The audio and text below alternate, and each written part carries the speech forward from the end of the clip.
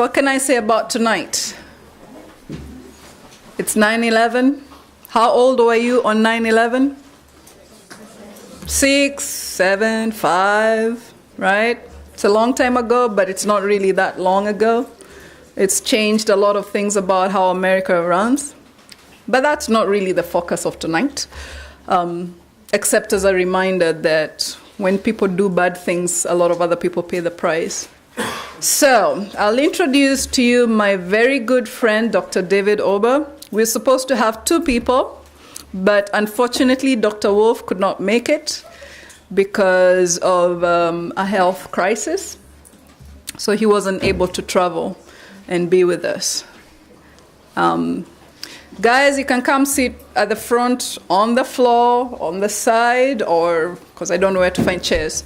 So Dr. David Ober is a good friend of mine. I've known him about 6 years now. He happened to have been a doctoral student of mine in my previous life. And I enjoyed the process of being his teacher so much that we still talk all the time. And I asked him to do me a favor by coming to be a speaker for Lawrence and Luncheon events, and in the process to engage with you all. So you get to meet a businessman who has been in the world of business for many, many years, who can tell you about what it means to be a businessman, a person of faith, a person who's had a few interesting life events happen in his many years in business. Someone who has a daughter your age, right?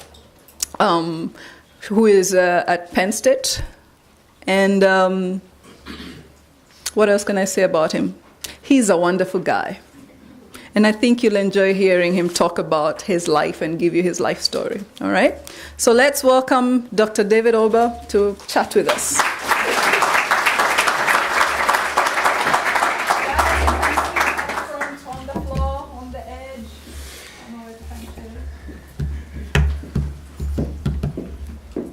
How many of you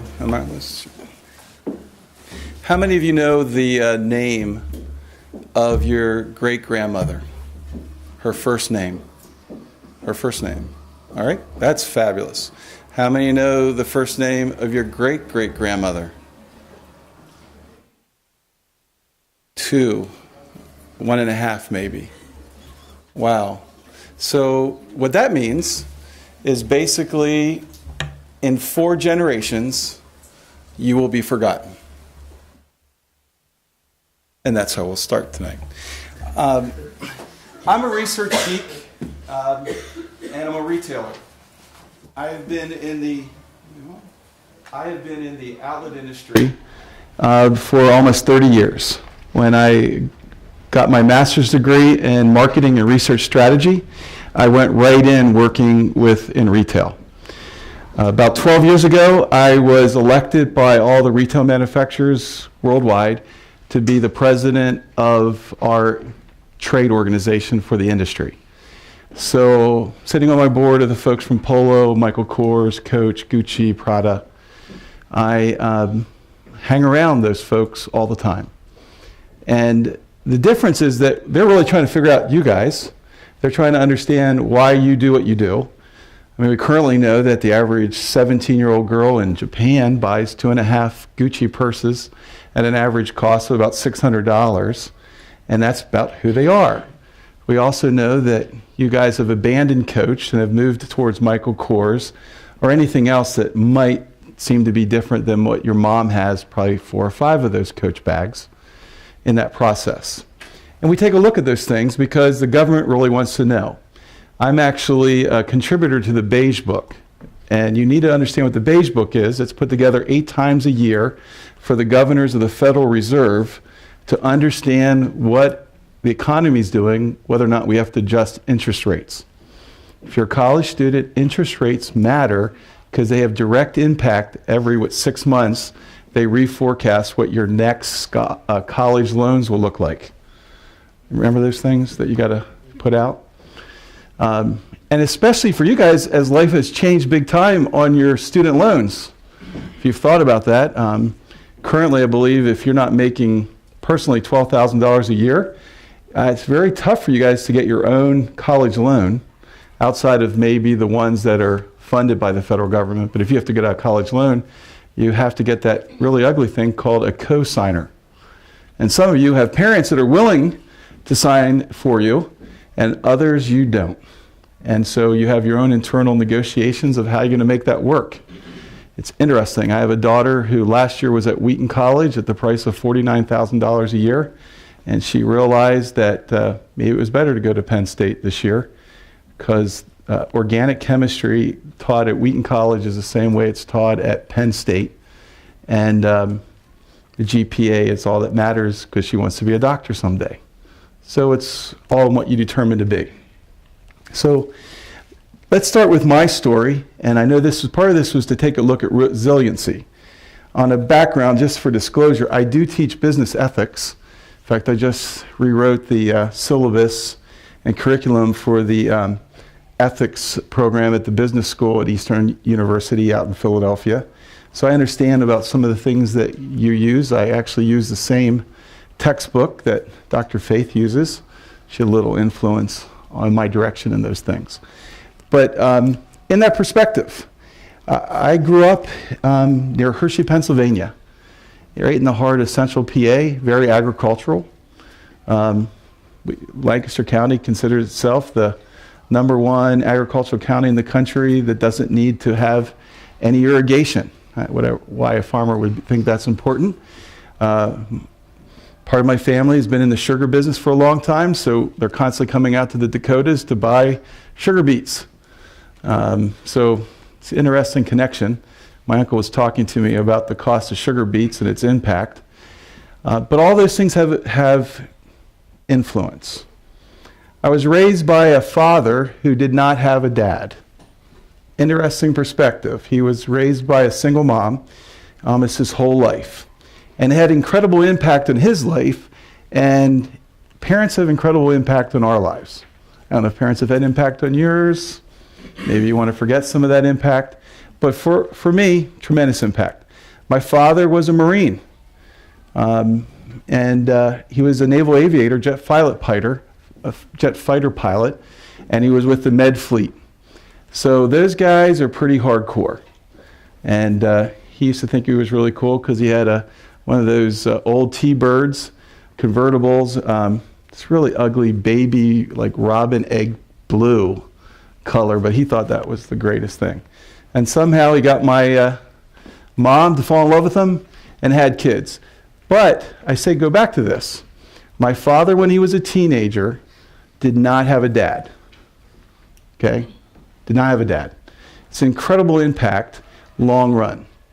And we'll get back to that in this story. My father, for some reason, he lucked out. He didn't have to go to Vietnam, but he chose to serve as a teacher, wrote books. He was a wrestling coach. My father is in the NCAA Wrestling Hall of Fame as both a wrestler and as a coach. I coached with him at different times. I was a wrestling coach at Wheaton College and Elizabethtown College, so I understand Division III sports. I see that some of the guys are coming in at the last second. It is a killer to be in sports while you're in college. I got to tell you, I was a 4-year letterman at Wheaton. We would leave on Thursdays and not come back to Sunday. And back then, we actually had a really good wrestling team, so we wrestled University of Minnesota. Back when Notre Dame had teams, Marquette, we traveled all over the place. For Division III, we weren't getting any money. So give credit to all these folks that go into sports in your classes, because they're making amazing sacrifices. They sacrifice. I don't know how you can maintain high GPAs and be in sports. It's a very difficult thing. I didn't do it well. And it's amazing that I have a PhD today. Because sometime along here, I'm going to share with you what my GPA was at Wheaton, and you'll wonder why I'm even here. But that's that process. But let's go back. My father was raised by like I said, a single mom. And I think it was tough. She was in the retail business at a factory in Mountjoy, Pennsylvania, and her job was for 10 hours every day, 6 days a week, She sewed soles on the bottom of shoes. That was her job. In fact, she introduced me to the outlet industry because back then, outlet stores were at the factories. And so when they would have a shoe that the sole wasn't put on correctly or there might be a blemish, they would throw it down the one staircase. And so if you wanted to go outlet shopping for $1, you could get a pair of shoes, but you had to find the matching pair and hopefully the right sizes both in the left and the right. But that was my exposure to retail. So it's sometimes when I sit down with David Lauren, Ralph Lauren's son, and I have these conversations, it's really amazing to see, only in America can you at times go from that point where you have a grandmother who sewed soles on the bottom of people's shoes to be able to have the opportunity to have those interactions with what we'd say are fashion elite, though I only serve them. But she was so poor that she would tell my dad, I can only afford one meal a day for you, one meal a day. And so my dad, out of that, decided to go out for football and wrestling. Because in his little town, if you pinned somebody while you were wrestling, the local Mannheim diner would give you a free hamburger and french fries. And the local men's store would give you the opportunity, you had your choice, you got either a new shirt or a tie. That's back when you had to wear ties. And so that's what got him into sports, was he had to survive. So a lot of his decisions were about the surviving. He went into ROTC as a Marine at Westchester State College because they helped pay for that education. And there was no other way. And so when you see people making decisions, I understand we make decisions sometimes not because we just enjoy it or we have freedom to choose. Sometimes those economic decisions have an incredible impact on the decision we really want to make. You are blessed if you're able to make decisions without having to worry about the financial aspect of it. I do try to encourage my daughter to tell her, like, hey, when you're at college, it's like country club living. You pay the bill once, somebody else makes the food, you don't have to pay your rent, all those upsides. But sometime reality hits.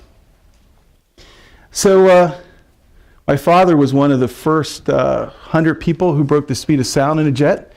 In those cases, you had to fly up to 50,000 feet, turn your plane over, and you would turn your plane over and hopefully it would go fast enough that you'd break the speed of sound. And the planes back there were so poorly designed that as soon as you broke the speed of sound, it would completely invert. So you're coming down this way, you'd break the speed of sound, and without any control, it would flip. And you had to trust that. But this is the family that I was born into. And so when I was 12 years old, my father looked at me and said, "You're a man. From here on out, I will only buy your shoes and pay for your haircuts.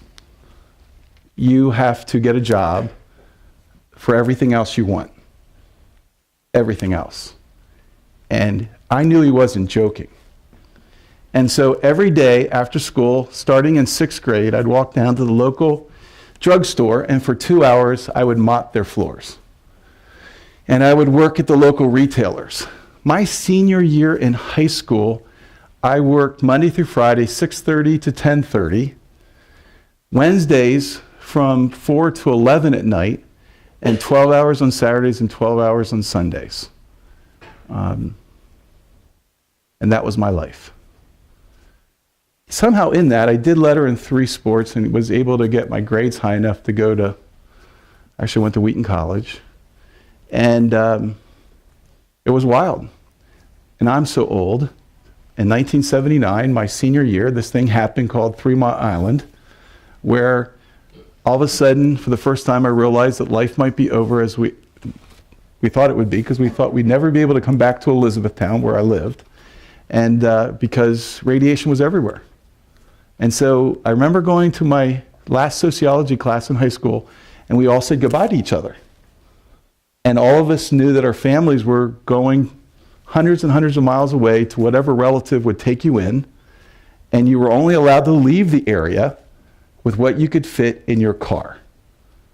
and the National Guard wouldn't let you take anything else. So I took my stamp collection because I thought maybe I can sell it and make money. And I took all my coin collection, and my mom took her wedding album, and I think I also took my acceptance letter to Wheaton. Because back then we didn't have computers, so I thought if I lost that paper, who would remember? But at that point in my life, I had to make a decision of what I was going to take in my car and leave. I had like a pre-9/11 moment. I already had to make those decisions. Hopefully, you guys will never be placed in that position. But that kind of is part of my story. So in that walk and trying to figure out and thinking that life was all about work and about hard work, is that I actually, my senior year, at one point in July of the summer of my senior year, made a decision I wasn't going to college because I was a lot better at just working. And it wasn't until that first week in August when I started seeing my friends heading off to the colleges where they were going to play football and preseason, and I started realizing, wow, this could be pretty lonely here in this little town if all my friends are going off, that at the very last second, I decided I was going to go to school. Thankfully, Wheaton never knew that I was changing my mind all the time, and I went. The issue on all of that, I think, is for what I realize is that there's students coming from so many different backgrounds and so many different pressures and different family settings. And you might be blessed. You might be the 4th, 5th, 6th, 7th, 8th generation of your family that's been to college. I also know you might be the first.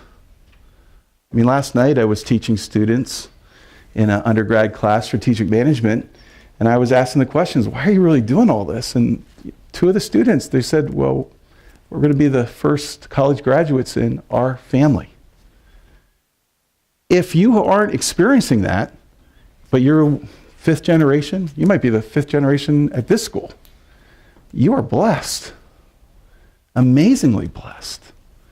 But that's what is happening still, as we still have immigrants coming into our country that are experiencing for the first time things that you might just take for granted. And it was important. In that process, I went to Wheaton. I wanted to be a doctor. I thought, I'll go there, I'll take all those classes. And a lot of bad decisions were made. One is, wow, college girls. And a lot of fun, a lot of wild weekends.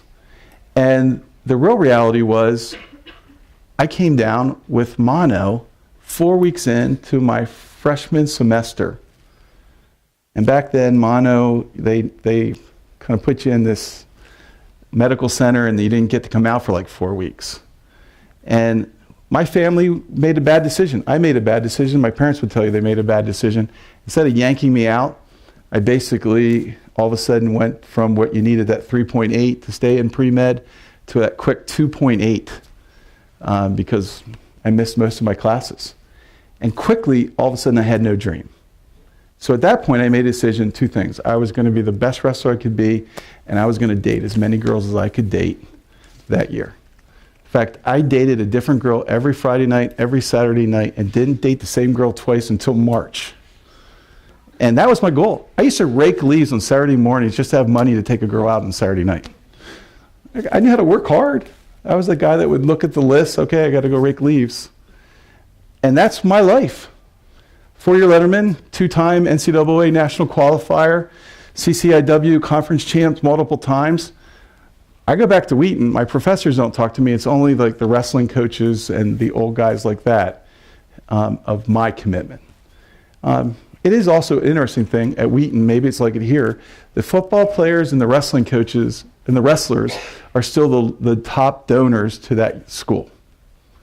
They have unique commitments, and basically unique commitments to each other, because they do become close in their battles and struggles, especially because they're not getting any scholarship money. I mean, what are you doing this for? You know, you're doing it because you love the sport, you like to be part of that whole experience, and it's a unique experience. Enjoy it while you can, because it goes and ends quickly. There is no church league football teams or wrestling teams. So I feel bad for all these guys. So if you're a girl volleyball player, you're in the greatest sport there ever existed.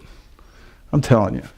I am the corporate sponsor of the Penn State volleyball team, presenting sponsor for the last 12 years. They've won the national championship 5 of the last 7 years. And Russ Rose, the head coach, and I are very close friends. And he's more upset that I'm here because I'm not watching them play Villanova as they keep moving towards hopefully redefending their national championship. But back to my story. I was in college, and I found out, boy, this is all on YouTube, so this is the truth. I was going to graduate. And at Wheaton, they decided somewhere in the middle of this whole process, they were going to switch from a trimester program to a semester program, despite the fact 4 weeks before I was to graduate in 1983, I get a call from the registrar saying, we're going to let you walk. We're going to let you walk, but you didn't take a 2-credit New Testament class. And so you're going to have to figure out how to take this 2-credit New Testament class. Or, that's whenever you do it. So I walked. I think President Bush was the speaker that time, again, dating myself, and walked, and the whole world back home thought I had graduated. And I began to live the lie. Because I already had a job because they thought I had graduated. And I got into, not a bad place if you want to get in retail, is I started selling radio advertising. And you only get to eat what you kill when you eat what you kill. That's a great part of sales. Equal opportunity. If you're aggressive and you're going to go out there and sell, it's a great career for any of you guys to go after it. And through this process, I realized that it's a tough life. So I enrolled at a local college to take my 2-credit New Testament, and I went there, and to be honest, there wasn't any good-looking girls. This is really true. And I never went back again. So I failed that 2-credit class on the book of Acts. And another year went by. And I got a phone call from my college wrestling coach back at Wheaton, said, do you know you have another year of wrestling eligibility? Why don't you come out and just finish? And I took him up on it. Now, by that time, I had found the girl that I thought I was going to marry. Her name was Gladys. She went by Glad.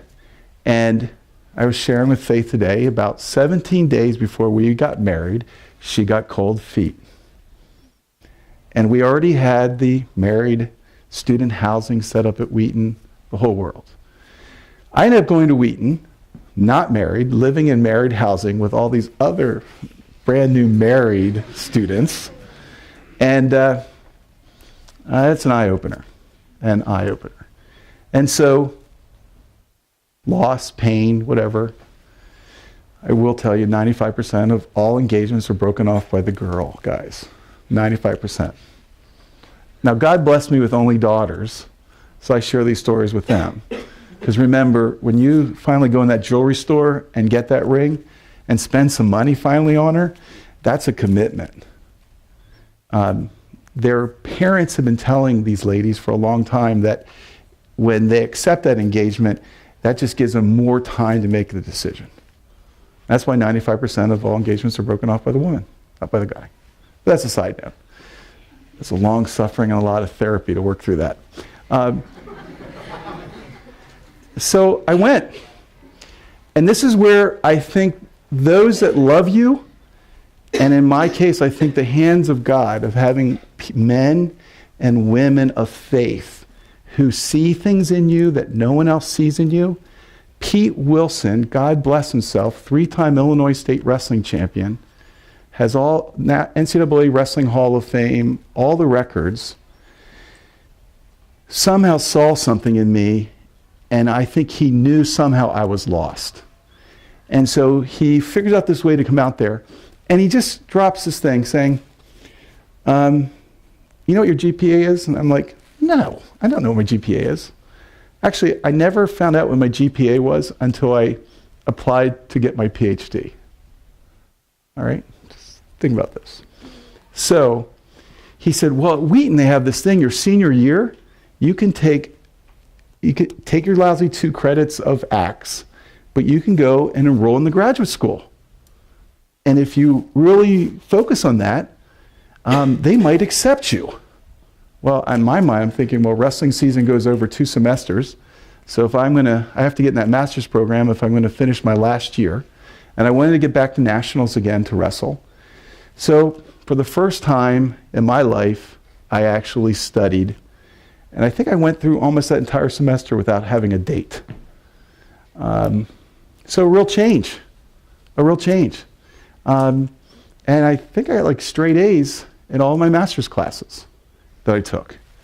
And got to nationals, got my master's degree, and life went on.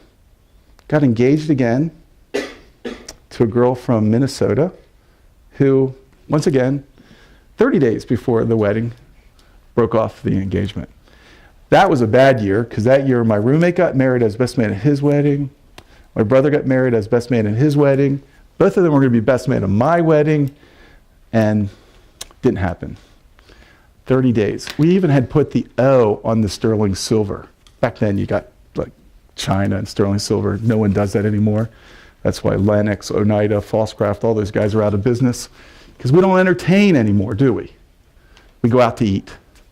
You know, the best we entertain at home anymore, probably even in your families, is that rarity when you have somebody come over for a cook-off. We go cooking, have a barbecue. But nobody gets China. Now I'm matching, but back to the story. So her name was Hope. Think of that thing, glad, hope. I just need to like get engaged to a joy or something. But another one. The interesting thing about all of that was I still got my master's degree. I finished second in my class and number 1 in my program. And the dirty story about it was, like I only found out this out just a little while ago, my GPA at Wheaton was a 2.165 undergrad. I was 5th from the bottom of my class. And I have a PhD today. And I got to tell you, my GPA was as close to the 4 as I could get. But I had to take classes from Faith. No, she wasn't that bad.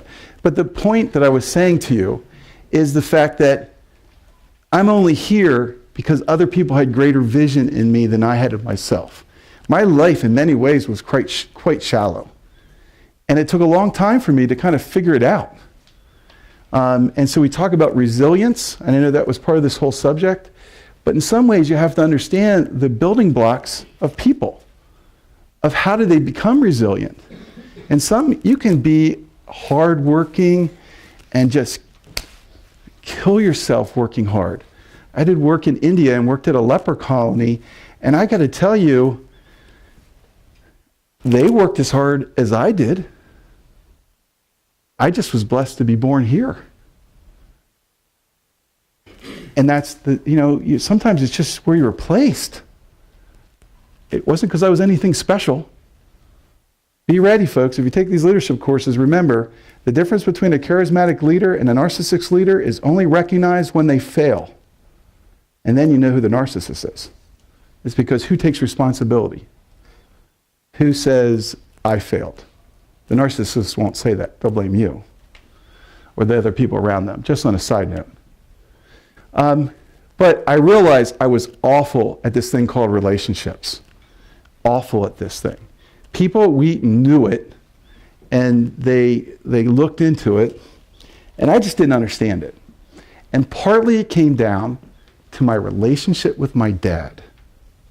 Okay? And many people talk about, I think it's funny, we talk about these presidents. These presidents become presidents because they have a great relationship with their mom. Bill Clinton, all those. It's also in how they're treated.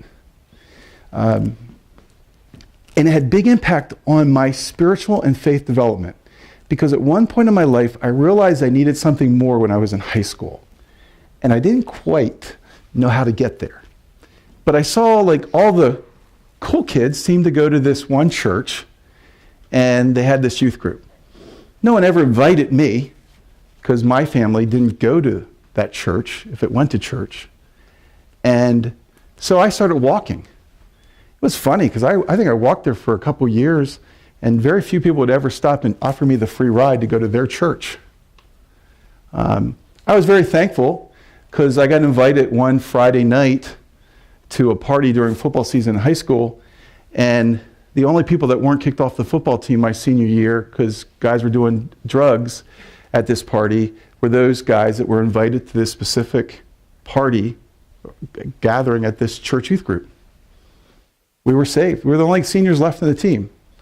It was interesting because I look back at some of the cheerleaders that actually had a relationship with Jesus Christ, and they were at least willing to live that life, and in some ways spared me. I didn't have a relationship at that time or any faith perspective, and I was spared because somebody at some time invited me to that gathering, and I didn't have to make the choice of whether I was going to do drugs that day. Where all my other friends did drugs, got caught, and got kicked off the team. It really stinks to be on a football team when you're picked to win the leagues, and next thing you know, you go from like 28 seniors to like 4 of us. I got moved from being a wide receiver to a tight end, from a defensive back to a defensive end. Not a fun thing. You know, you want to start back-treading every time the ball is hiked, not go forward and try to sack somebody. But what was happening? I thought in this exploration to find God that I would be blessed because I was making an effort. I really believed that. That really changed the one day that I went there, and for some reason my dad was in a bad mood, and I came out of this youth group meeting. I think he was ticked that he had to come up, it was raining, and he was ticked that he had to come waste his time to pick me up at this church thing. And I came out, and he asked me, "Why aren't you wearing a coat?" Well, I didn't bring a coat. It wasn't a good enough answer. I don't think I answered quick enough, but very quickly my father had a great right fist. And I remember that more than any other times because that was the first time that my hands filled up with my blood. And I saw that. Now, my dad, being the athletic director at the local college, had access to the training room. So every time my dad would beat the crap out of me, somehow we always ended over there, and then he would be Mr. Trainer and ice up my mouth or ice up my bruises and hide it. And so part of the whole issue is that now as an adult, I look back and say, my dad really didn't have a clue how to raise sons because he didn't have a dad. In some ways, I could just say my dad was just a really mean guy.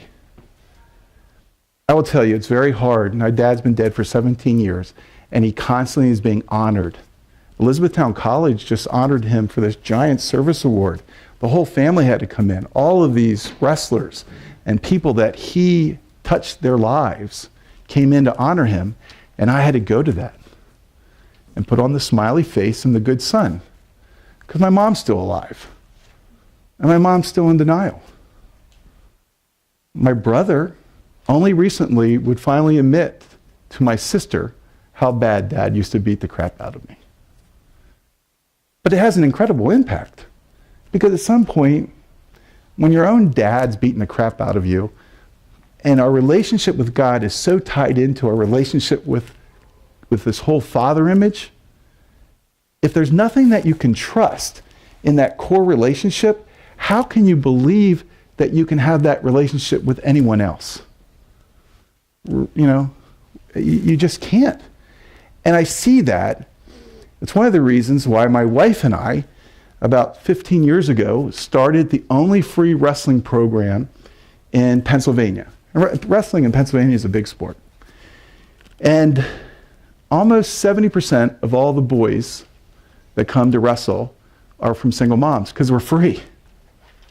Folks, you want to talk about a sad day? You start working with the local boys club programs, with these sports programs, and have a single mom with 3 or 4 kids come up to you, and she turns to Billy and say, "Well, Billy, you did baseball. It's your turn, Johnny, because I don't have money for all of you to do sports." Because let's face it, sports has really changed in America. It used to be this free thing. It used to be the opportunity to get out, maybe. Now, it's for only the rich and the elite, because these programs cost so much. And you guys are the generation that just lived it. You want to talk about destroying, the opportunities being destroyed? It's what's happening in this country with sports. I mean, come on, girls volleyball, you got to pay anywhere from $4,000 to $6,000 to be in a lousy club program? It's crazy what we're doing. And so those that are poor, unless they're really early recognized as being really talented and they get a scholarship, they don't even get to play sports anymore. I mean, soccer, think about how much we rip people off on this sport called soccer. Do you know the average median age of a soccer player in the U.S. is? Meaning half of them are over that age and half of them are under that age? What the median age is in the U.S.? You want to guess? 8. Meaning half of our soccer players in the U.S. are under 8. What does that mean? How quickly are they quitting? But people make a lot of money. When I found out that club coaches are making over $100,000 a year now in volleyball, just being a club coach, isn't that sick? Taking advantage of junior high, yeah, it's crazy. But I go back to this. So this is where I'm at. So all of a sudden, I am lost. It had an impact on me. I did not get married until 1 week before I turned 32. 1 week before I turned 32. So my brother was already married like 8 or 9 years before I even got married. I'm blessed with a godly woman. Her name's Bonnie, and she is a woman of prayer. She's a woman of faith. And we have 2 lovely daughters. One is a sophomore at Penn State. The other one is a senior in high school. She just broke the 6-foot mark. She's a middle hitter volleyball player. And she's looking for a 6'4" tall guy. And sadly, we don't have enough of those. But she's pretty smart. But on cross of that, she's also legally blind. Think about that concept. Volleyball, middle hitter. Only play sport in America where the whole time you're lined up like 4 inches through this net from somebody. So it's probably the only thing she can do because she can only see this like haze. She leads her team in blocks because she blocks the body. I don't think she ever sees a volleyball. But if you're a 6'4" guy, we'll see. I'm saying this because she'll be on YouTube, so she'll see this and she will be totally embarrassed. So it's a curse for her trying to show me how to work technology. But the issue is, in all these cases, God brought into my life this wonderful lady, Bonnie, and even then I was thick. 7 years I dated this girl. 7 years. I only found out later she had bought the wedding dress like 2 years even before because she couldn't believe I was like waiting so long. Faith goes, she's not surprised. But the real reality was it has those relationships early. If you don't start understanding yourself, especially guys, I'm telling you guys, if you come from an abusive background, as hard and as painful as it might be, and probably at least 20 to 28% of you have, get help now. Because to have a good generation of women, we need men that treat them with respect. And it's really tough to treat them with respect when you don't know how. Remember, women get messed up because of how men treat them. And that, to me, is one of the saddest things out there. And it's something we have to speak up against. I had the opportunity to speak at University of Florida at their School of Retail as a keynote speaker, and they thought I was going to talk about fashion trends. And honestly, it's a tough business. I think in some ways maybe God prepared me for it because one of the things in the fashion business, think about this, guys, I get the opportunity anytime I want to be behind the scenes at Fashion Week when the models come in and go out. Think about that concept. I will tell you, the moment you actually see, and they're all naked, I mean, they just strip so quickly, it's amazing. But honestly, think about this. If I would ever notice that they're naked, my career would be over. Think about that. Think about that. The moment I would even switch my eyes to look and recognize them, instead of looking at them as models, but look at them as a naked object, I would have no career. Because it's a business. They're doing a job. They're doing a focus. And that's the difference. And see, what I had to learn in life is that God created women just like they created guys, and they weren't for my using. All right? And that love had a greater statement in it to it, of that it wasn't about how life benefited me. And that by force, I can't get my way. And I want to tell you something. I think that's where we have to focus in this tough walk that we face, is that we have to admit that so many aspects of our relationships, as cool as you might want to be, and as attractive as you might need to be. I look at my daughter. She's colorblind on top of everything else. And she's constantly like asking about, do these things work with each other? And I keep saying with her, it doesn't matter. You just, I like having her wear some really weird colors sometimes, and she doesn't know it. Like, I can scare these guys off a little bit. I'm willing to scare them off. Okay? But the real reality is where is your heart in this deal? Ladies need a chance to make it in this world. Thankfully, they're doing it. One of the biggest changes in women in leadership, and this is an ethical concept, is for so long there was this bias that women breaking into leadership was going to come from the top down, that we needed women to be CEOs of companies and that sort of thing. Now, women are becoming CEOs of companies, and eventually we'll have a female president. Think about it, it's like, 30 years after the Brits had a female president? But eventually, but the real reality is, the great part is that the glass ceiling is being fractured from the bottom up. Our stats already show that the average 30-year-old in New York who is a female makes about $16,000 more than the average single 30-year-old male in New York. And those numbers are now being mimicked in Dallas and LA. Because ladies, at least one thing, you are competing and competing well. We got more females at med school, more females at law school, and soon more females in business school than men. Because men can't figure themselves out in a world where power and violence doesn't work anymore, where they got to be literate and actually express their emotions and how they really feel. It's a tough place, right?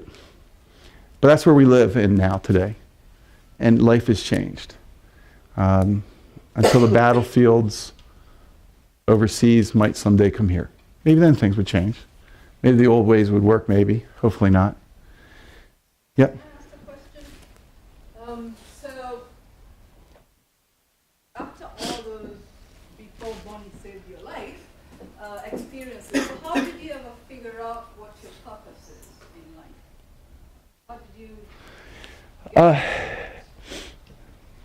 The sad part of my life is that I wasn't deliberate in that. And I think one of the key factors of it is being deliberate. Even on the Bonnie deal, I'm not saying that it was there, but it was the first time that I saw a person that got up every morning and prayed for us as a family. And I knew that somebody was praying for us all the time.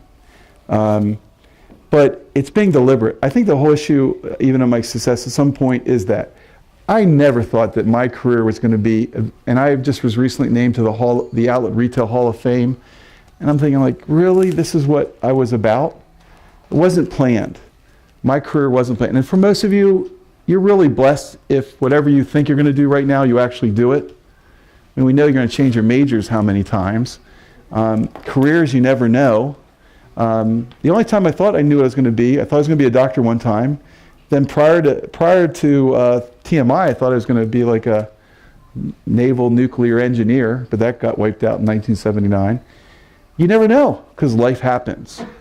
But the issue comes is, where are you preparing? One of the things that happened for me was that in this relationship of watching this godly woman in my life humble herself to pray, I realized that power, and specifically money and items, didn't wasn't the solution. And I also knew, more humbling, when my first daughter came 3 months early, weighing 2 pounds, and the first time you hold your daughter, in my case, I held her, she was like this big, and her heart stopped. When somebody has to do CPR on a baby that only weighs 2 pounds, all they walk over and they go, bang. But that, think what I do to a woman. I hold my daughter and her heart stops. I mean, not a great thing.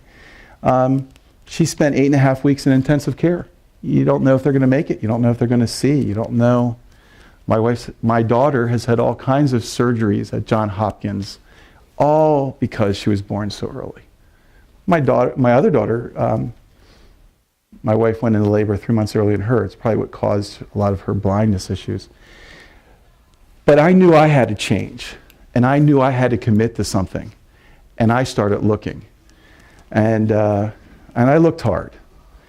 And my wrestling coach kept calling me and kept talking to me. And when my father died, he drove all the way from Wheaton, Illinois, out to Hershey to go to my dad's funeral, and only to be at my side. To be at my side. What a crazy time. And during that moment of time, of that window, he started talking to me about what kind of man I could be if I started to stop thinking that I could do it all by myself and start relying on a greater being, and that being, in my case, Jesus Christ. And to trust him that he could carry the weight. That for me to really love my daughters and to love my wife appropriately, I had to admit that I couldn't do it on my own knowledge. I couldn't. And any time I tried, I would fail. I know moments of time I wanted to slug my wife. I have never slugged her, but I know there was moments I wanted to, because emotionally, I didn't know what to do with it. I didn't know what to do with it. Only by the grace of God I didn't cross that line. But barely. In my heart, I wanted to. And it's really scary to read the scriptures when Christ says, if you just think it, you did it. I'm going to tell you, that is a tough time. And then one of my dear friends, I was working for a publicly traded company as a director in Baltimore. And I was driving every day 156 miles round trip down to Baltimore. I had an office on the 19th floor, corner office, looked down, saw the Orioles and the Inner Harbor. And he hit me and he said, David, the last 7 years, you've spent as much time on the road as the average person works in 3 to 4 years. And I made a decision that day to cash in my stock options and go home and try to find a business. And that's when I bought my first outlet center. Big step, right? Found this really sick property that was dying, and it was only 65% occupied, and tenants were leaving. And I put every dollar I'd ever made into that project and said, let's see.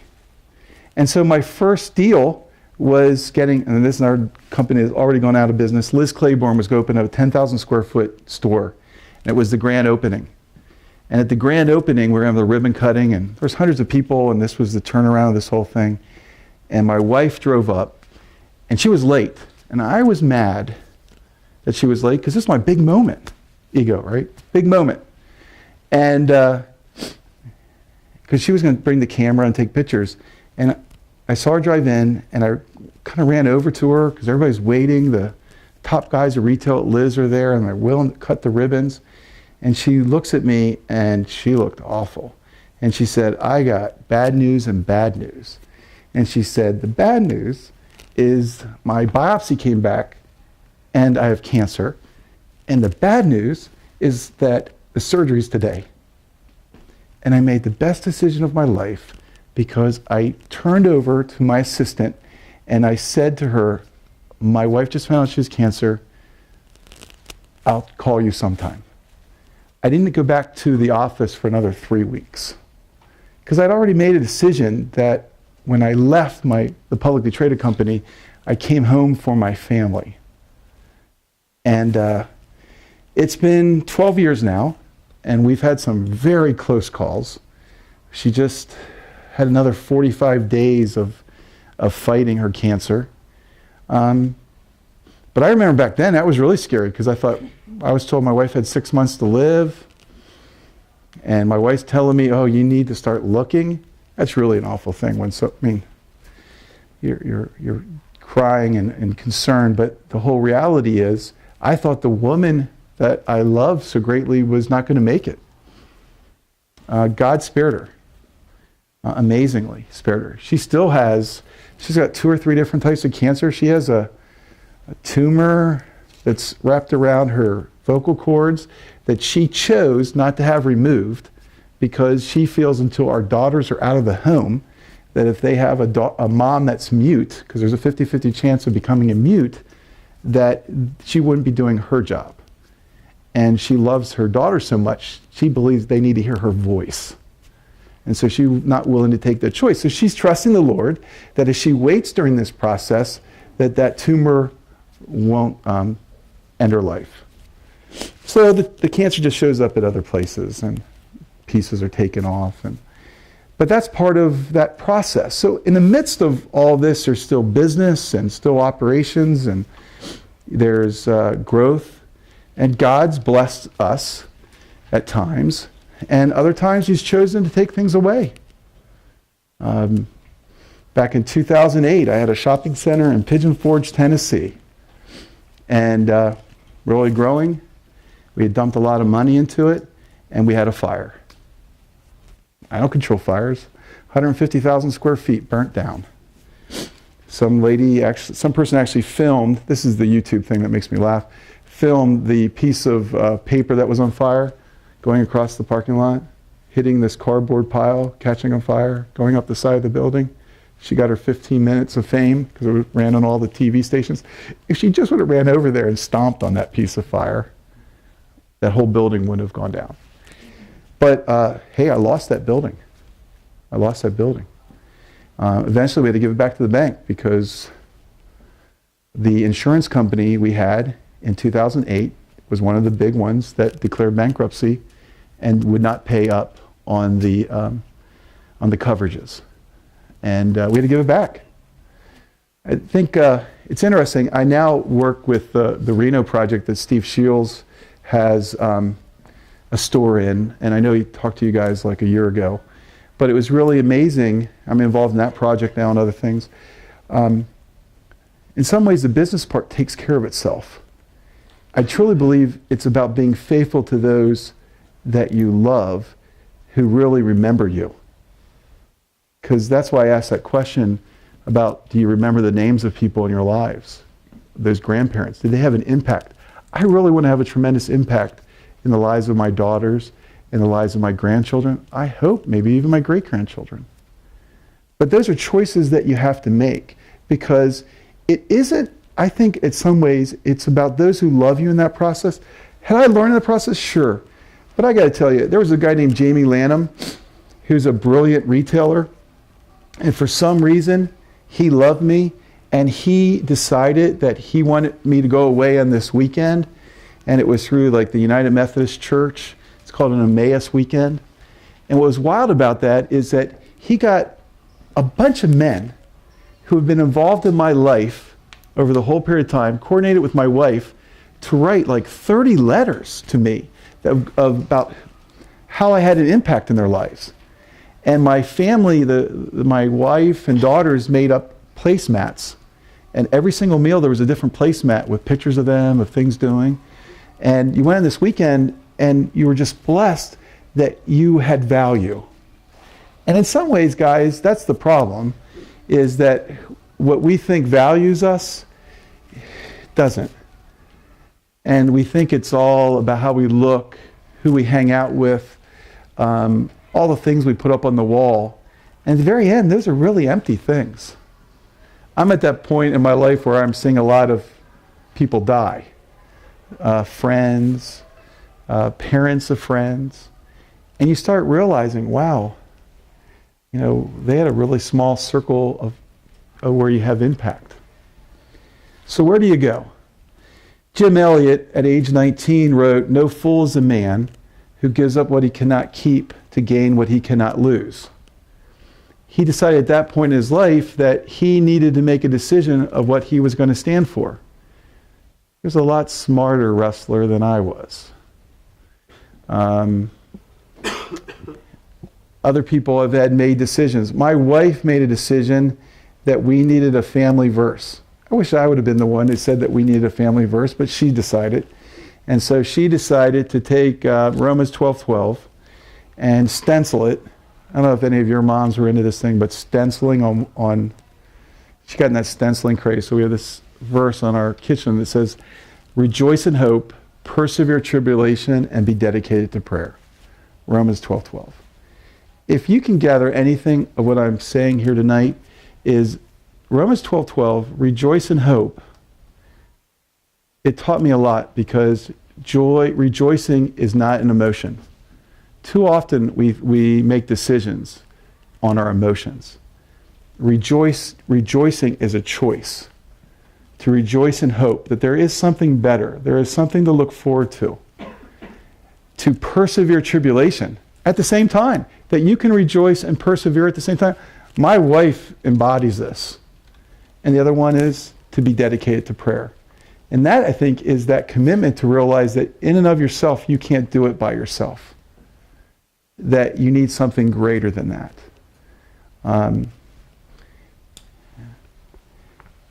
How would it be if for the first time this community decided that meeting your own personal needs, your wants, what you think are your desires, is not the most important thing, but that the growth and caring of others is more important?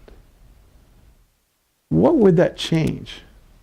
What would it change if leaders on the football team and the wrestling team would start admitting that this whole jock image thing really sucks and that it's empty? And at the end of the day, it's really empty. I mean, we're going to have an NFL commissioner probably lose his job overnight because too slow to admit that it's an empty lifestyle, that women were not created to be punching bags. Kids weren't created to be punching bags. What would be the change? What would be the change to realize how there's hurting kids all over? There was a purpose of the church at one point where we took care of the orphans. In fact, the church was told that it would be judged by how it treated the orphans and the poor. There's orphans in this community.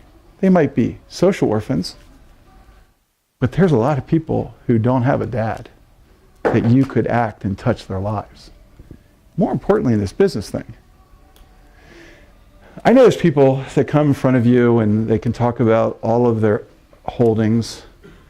And look, I'm in the midst of big deals too. But I have a daughter that's a sophomore.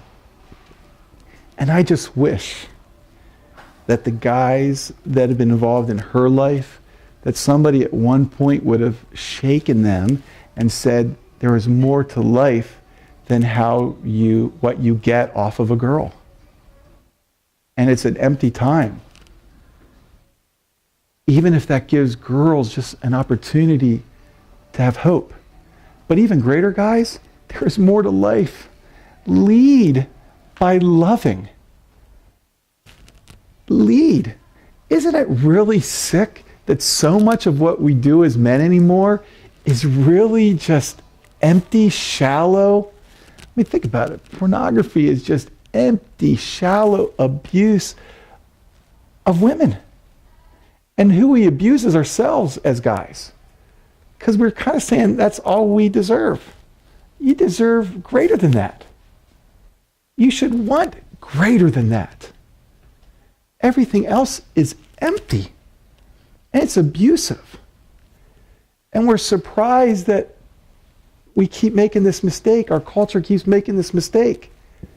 But I look down at it, if somebody would just love you and accept you for who you are, and you knew they cared, and you were willing to announce, I need that, that is the beginning. One of the scariest things for me was to admit I needed somebody and that I couldn't do it on my own. See, to me, that's the beginning of a relationship. That's the beginning of having a spiritual growth, is admitting that you can't do it on your own. Doesn't matter which 12-step program, but it begins, if you want to have a relationship with Jesus Christ, you got to admit that you can't do it on your own. Faith? So, can you hear me? I want to make sure the students get to interact with you and ask you some questions because we have about 27 minutes left. So come on, guys, be brave. Ask him whatever you want to ask him. As you can see, he's willing to be quite vulnerable, even though he seems to also be wearing a father's hat because you're at the age of his daughter. What would you like to know from David about his life, about his business leadership, about the challenges of being ethical in the process of developing a business? What would you like to know from him? Anybody with a question ready to go? Yes. What kept you going when things brought you down, like your building burning down? What kept you going in life? I think partly is you realize that you don't have the opportunity to give up. Because what are your choices? To roll over, go into depression, hide? Those are all choices. They don't provide an income for my family. They don't keep jobs for my employees. And it's pretty critical. I mean, I've had upwards to 200 employees at times. I think I'm at about 26 right now. You have to be responsible for them. I take that seriously. At times I didn't. A lot of times, I can't tell you how many years I walked past receptionists and never knew anything about them.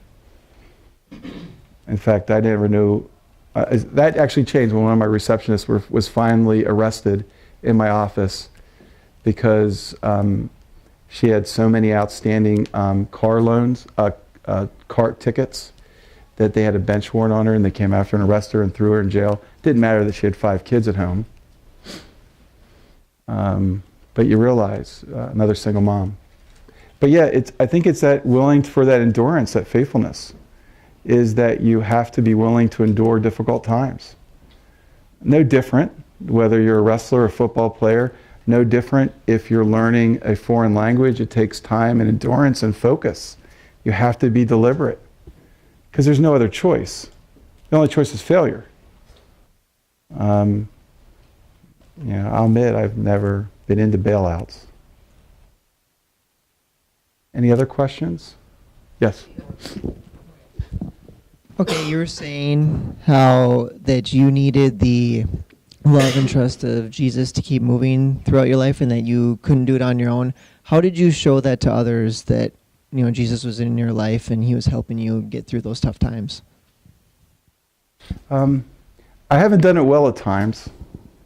One of my friends, Dr. Wolf, who's a devout Jew, will share with you that one of the scariest moments of my life was when he shared with me that he was going to have heart surgery. And he shared that with me, and I was in Pigeon Forge, Tennessee. And I used to be, like a lot of folks, pretty flippant with this "I'll pray for you" stuff. And I asked him if I could pray for him, and pray for him then. And I prayed for them then. If David would be here and he would talk about his spirituality, because I've heard him talk at other places, he would say that was one of the 2 most powerful spiritual experiences in his life. And all I did was, instead of just saying it, I actually did it. And sometimes I truly believe we're not called to be psychologists or therapists. We're just called to love. And really the only thing we can do is pray for people. And there's something really healing when somebody knows that you actually pray for them, and you pray for them then. If your roommate is going through tough times, instead of just listening, just say, "Can I pray for you right now?" You don't have to have the solutions, but pray for them right now. I don't care what faith background they might be. It has impact. But it's a defining moment in your walk with Christ to say, "I'm going to pray for you now." I would encourage you on that one. Too often I tried to be a therapist, and God never called me to be a therapist. Too rough. Thank you. Yeah. All right. Ron.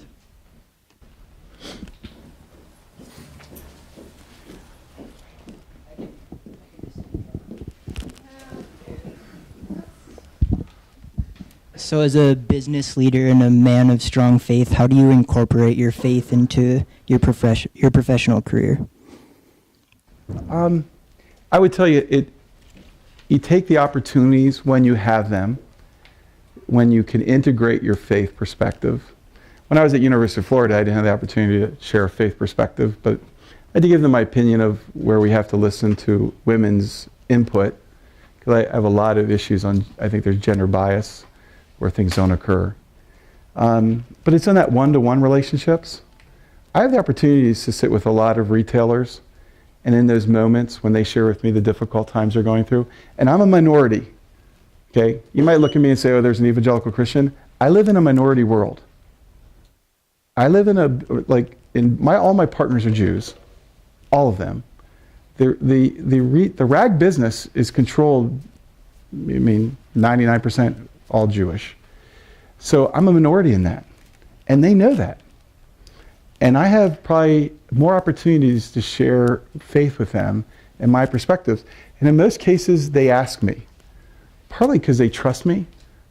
Look, I'm not a good dancer. I'm not good looking. I'm losing my hair, and I'm in this business with all these really pretty people, and I'm not a pretty person. The only thing I got going for me is I try to be a good friend. And then the opportunities come. So I get calls when people are going through tough times where they need prayer, or they just want an answer and direction, because they're not finding that maybe in their faith perspective. But you earn that right to be heard. Because I've never really screwed anybody over in business. And where I have, I've been working hard really to pay it back. I borrowed my last semester at Wheaton in undergrad $181 from a guy named Clyde Patches. And I forgot about it. And maybe 10 years later, I remembered. And I found Clyde. It took me a long time to find Clyde. It's like 10 kids somewhere in Schaeferstown, Pennsylvania. And I finally paid him back with interest. But those are those steps of those integrity pieces that you have to have if somebody's going to hear you. And it's pretty critical. Partly I see it with my kids.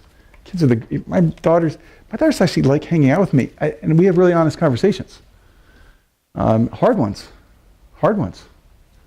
I had I probably shouldn't share this, but when you have guys thinking it's cool to sext your daughters, and most people don't realize that my kids give me full access to their stuff. And my daughter handed me at church, think about this, at church, her phone. And a guy sexted her at that point. And I saw it. Think about that.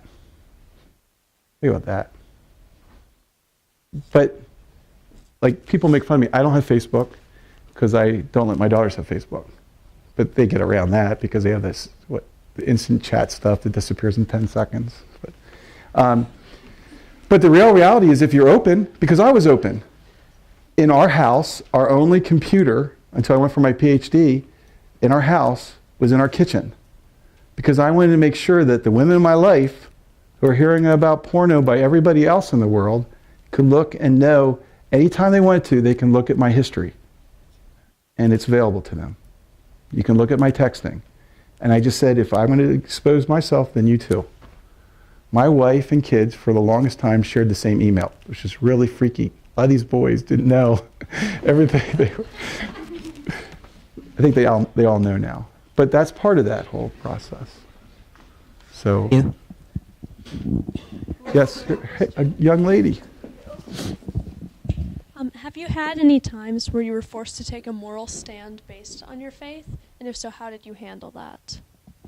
I'll admit I'm not really good with profanity as far as when it's applied to me. And I live in an effing world where in New York, every deal is FFF, FF, and beyond F. I'm probably the first guy in a big company. I would do it different today, but I actually went and filed a sexual harassment in the publicly traded company I was when a senior VP, actually was a female, effed me out and called that sexual harassment because I don't do that to them. But that's that statement. I think the most difficult part is how you handle the least of these. If you look at Christ's writings, he always talks about the least of these.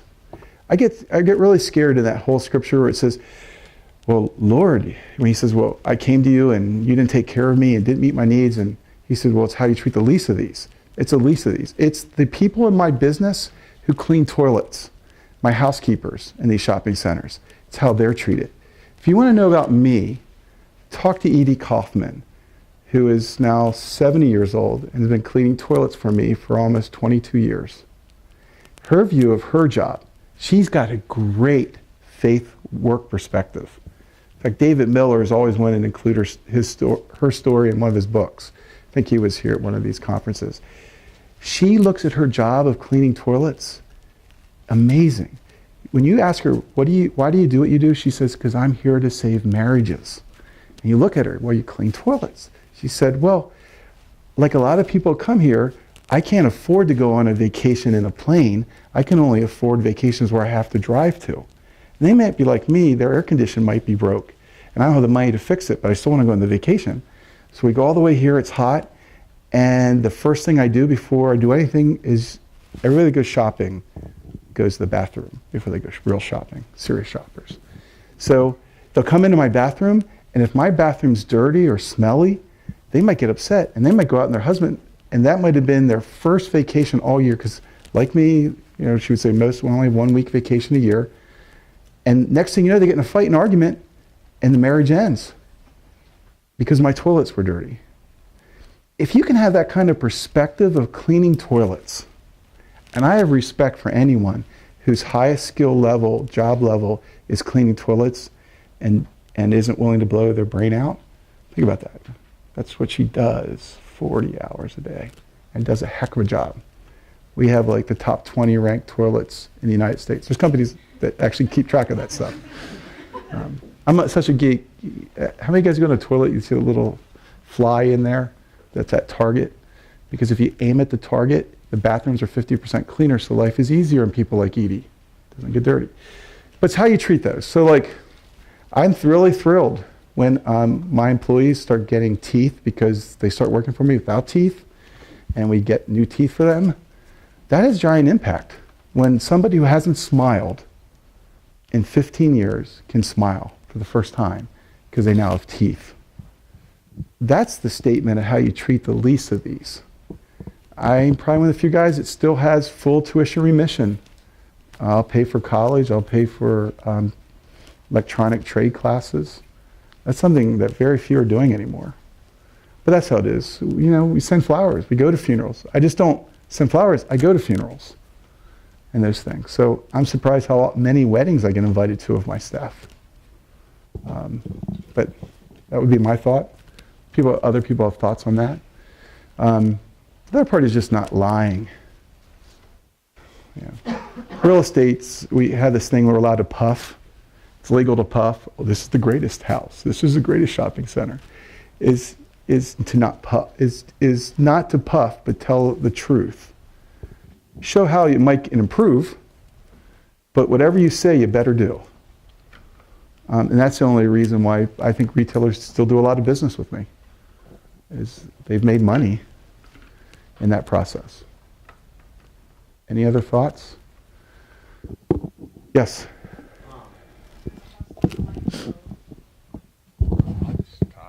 How have your experiences kind of helped you create your own organizational culture?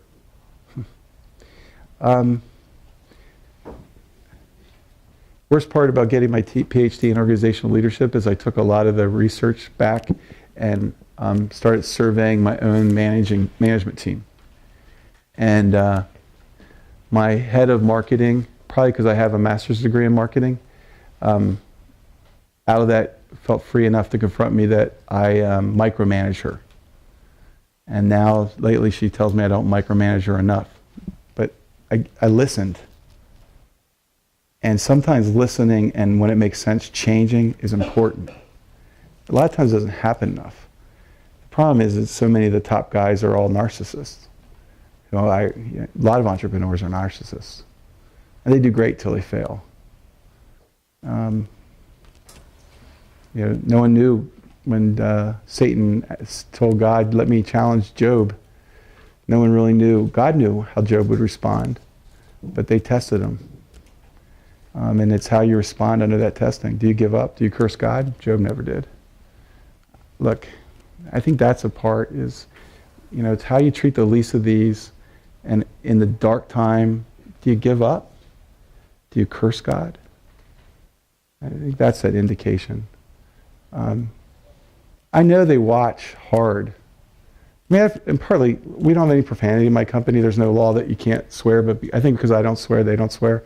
And that's a rarity anymore, and especially out east. I know you guys are still in the Midwest, so you might have retained more of that, but F word is like out east. So it's tough, but I think it's all in that respect. They watch how I raise my kids. Oh my. They watch. My indication anymore of what kind of person I am, I think, is how my kids are. Did all of that he gave to them, was it worth it? Let's see how they behave. I never tell them that, like, they should be worried about this, but I think that's how people judge parents, and they take a look at them.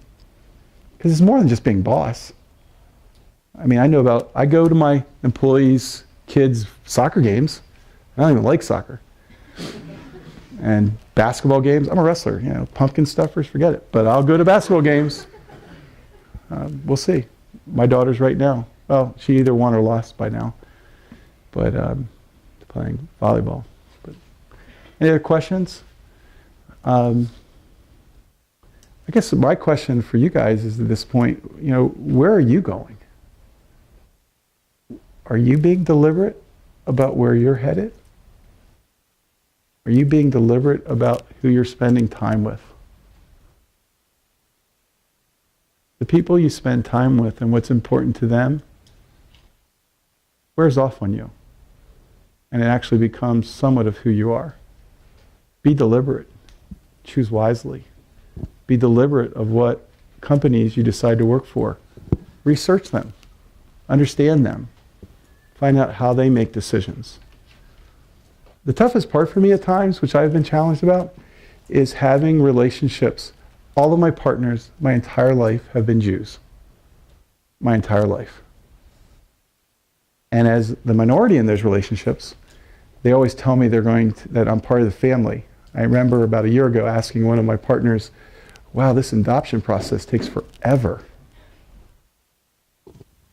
I'm actually looking forward to it. I'm building a new business in the Midwest, an additional new business, and for the first time, I'm going to have actually people the same belief system as I do in that. I'm looking forward to seeing if it's different, or does money generate what's the most important thing? I hope not. I hope not. So, any questions? Yes, sir. My question is, you mentioned about having a lot of friends a lot of business colleagues who are Jews or of other faith traditions than your own. How have your conversations with them influenced your own faith or your understanding of your faith? How those conversations deepened? I know in the better understanding of the process of what the average Jew believes. I'm blessed with my friend David Wolf. Dr. Wolf, he's a professor at Florida Atlantic Medical School who's actually very deliberate, but he will tell you how that's not a consistent thing, that it's being a Jew in many cases is not a religious experience, it's part of who they are. And so you can't assume, because just like you can't assume that one Lutheran is like another Lutheran or Methodist like another Methodist or one evangelical like another, You have to look at everybody as an individual in that process. I have a really dear friend who recently, she's actually the editor-in-chief of our trade magazine, who a couple years ago sat down with my one friend who's Jewish and myself and said, and she admitted that she was an agnostic. And she said, it's time for me to make a decision who I'm going to believe or what I'm going to believe. And it was great because my Jewish friends said, you should read these things. And I said, what I'd like you to do is just read the book of John. Give me 29 days. Just read one chapter of John for the next 29 days. That's all you got to read. And you'll hear the Jewish perspective of faith, and you'll hear an evangelical perspective of faith. And she did that. And we've had wonderful dialogues after that. That would be how. By having a loving, caring, and knowing that I care, these are some of these Jewish leaders, some of the people that have given me their names. If Cecily gets in any problems when she's living in Chicago, here's my phone number, and I know they'll be right there. So we become greater than what we think are differences that aren't really differences, or people that are struggling to find out what is truth. And all truth is God's truth in this process. Can I ask you some fashion questions? No. What's that? Fire away. Fire away. You know, one of the interesting things we're finding is that, as I said, we know high school kids spend 110% of everything they make. That's been proven because mom and dad usually put the gas in their car, so they're spending 110%. We're really lost right now to know how college kids are spending. And since dressing up, the only thing, it's interesting, I go out to Penn State a lot, and the girls volleyball team, there's nothing more impressive than seeing a 6'7" tall middle hitter wearing 6 to 7 inch heels. That's more impressive than a 7 foot tall basketball player. But fashion designs, people are trying to get a hold of you guys of what is in college are the hottest trends. It's interesting, we have no idea at the moment. And that's why you're seeing the 30-day fashion coming out with Jones, New York, some of these other concepts, the Charlotte Russes. They're trying to figure out, and they're changing fashion every 30 days because they don't know what works. We think it's really hot that they can change fashion every 30 days, but they have no clue. Because you guys are in such a changing moment. You're making decisions about your future. You came in as a perspective as a high school kid, and you could be whoever you wanted to be here. Some of you chose to be completely different. Others of you are still lost in what you thought you were when you came out of high school. Some of you are already excited to get out of here quickly. But again, it's being deliberate to choose who you want to be. And who is that to be? And who do you want to be known for? And what would you like your grandchildren to think of you? Any other questions? Yes, sir. Why did you start today by saying that in 4 generations nobody will remember us? Because life is short. And memories are short.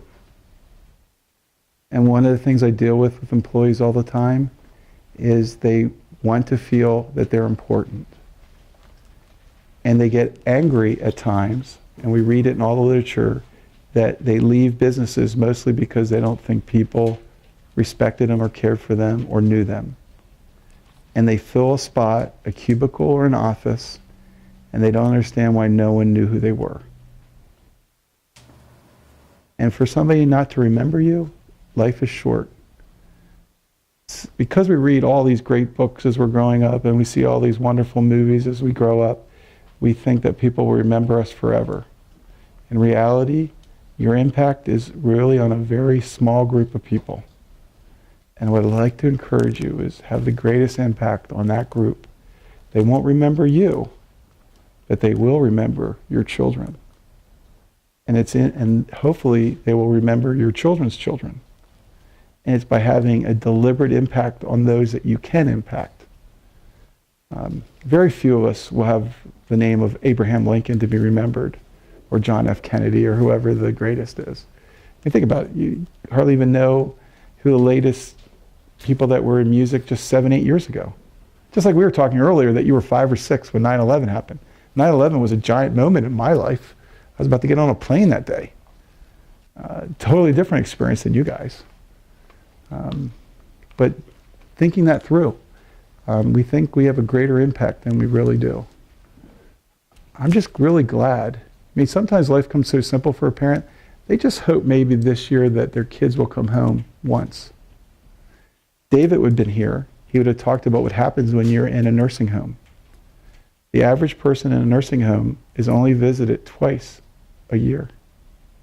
Maybe at Mother's Day and maybe at the holidays. How empty does that feel? To live your whole life and to be at the end of your life, and those that supposedly love you only visit you twice a year. That's why you have to live this life to its fullest. But a fullest being deliberate in how you love, not in how you take, but how you give. Later, David and I are going to talk about the golden rule, and that's what we're saying. In your relationships, live the golden rule. Treat others as how you want to be treated in those relationships. Love deeply, care deeply, give deeply. One Australian friends says, live life as an epic. I would love for all of your lives to be an epic. But the greatest epic is the impact of those that are closest to you. But don't be the memory of being just a taker. That's empty. That's so empty. I wish I could remember my dad differently today, but I can't. I wish we would have had a moment of healing, but it never happened. I don't want those that meet you have those same type of memories. That's the difference. And I do that for my employees. I hope. One of the things that's reassuring to me is most of my senior managers have been with me now for at least 10 years, if not 20. I always view that either I'm overpaying them or they actually feel that they're growing in working in their experience with me. That would be part of that response. Any other questions? Turn it over to Faith. All right. Thank you.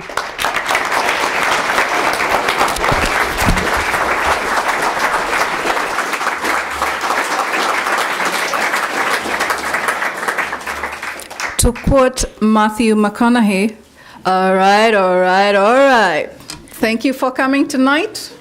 I hope you got some good stuff, maybe a little different from what you might have expected, but go think on it, write your reflection papers for those who have to write those, and we shall see you in class next week.